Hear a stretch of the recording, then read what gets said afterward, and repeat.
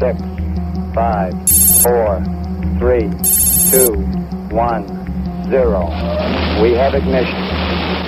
In the fall of 1966, as the Americans and Soviets battled for supremacy of that last great frontier, space, two astronauts, Pete Conrad and Dick Gordon, on board the Gemini 11 spacecraft, encountered something that made them say, "Houston, we may really have a problem." Now, they have two little windows that are about this big. One of them saw this light that seemed to be flashing and traveling along. Now, realizing that they're doing like 17,000 miles an hour, this object traveling along with them was obviously also going at an extremely high speed. Pete Conrad said, "We just had an object pass by us. It could have been anything," but he didn't know. One of them grabbed a camera and started taking pictures. So, okay, it's not exactly a Klingon attack cruiser, but still, it's something mysterious. The images show a collection of bright spots that seem to reorient themselves or change shape. NASA was supposed to know everything that was up there on radar.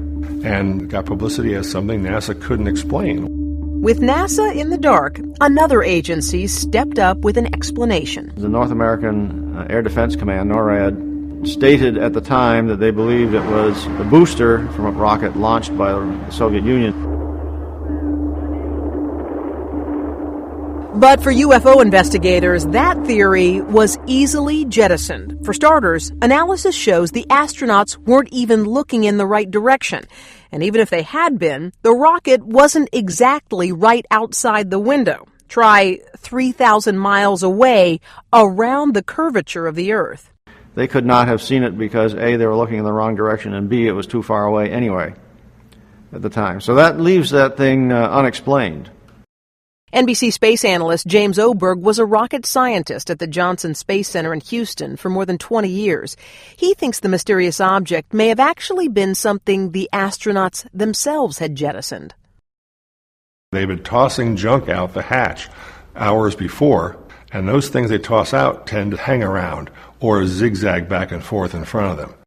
Still, no one can prove beyond a doubt what that white flash was. We can't be sure that it was not something ejected from the spacecraft, but it would be virtually impossible, I think, to prove that it was. Alternatively, there's something weird going on up there